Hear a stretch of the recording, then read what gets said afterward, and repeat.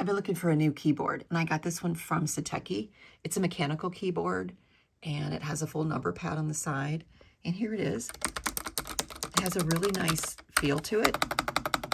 It's like they're kind of a low profile mechanical key, and they have some different lighting functions. So you can see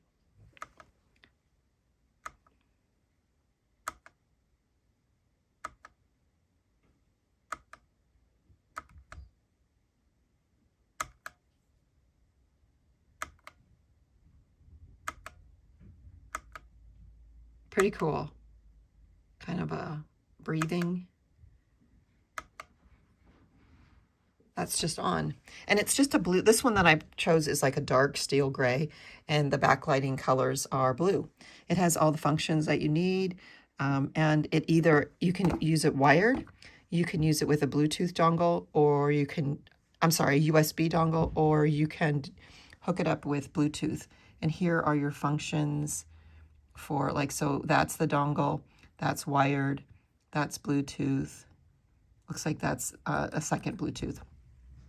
There are instructions in the box, and it also comes with some replacement keycaps if you're using a Windows keyboard. So you have the Windows button.